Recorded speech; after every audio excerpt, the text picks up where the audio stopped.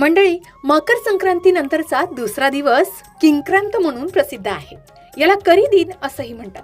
पण हे नाव कुठून आलं? तर फार प्राचीन काळी एक क्रूर राक्षस होता, किंक्रासूर.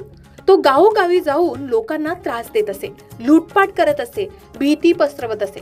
कोणीही त्याला थोपवू शकत नव्हतं. मग संक्रांती देवी स्वतः अवतरली. मकर संक्रांतीच्या दुसऱ्या दिवशी तिने किंक्रासुराशी भयंकर युद्ध केलं.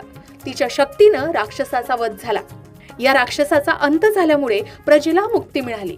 म्हणून हा दिवस किंक्रांत म्हणजे किंक्राचा अंत या नावाने ओळखला जातो. पण राक्षसवध झाल्याने हा दिवस अशुभ मानला जातो, म्हणून शुभ कार्य या दिवशी टाळली जातात. आता महाराष्ट्रातील ग्रामीण भाग, पंचांग आणि लोकपरंपरेतून ही कथा पुढे आली आहे. पुराणांमध्ये अशा प्रकारची थेट कथा नाहीये, पण ती संक्रांतीच्या स्थानिक उत्सवाशी जोडलेली आहे. काही ठिकाणी ही कथा नरकासूर किंवा इतर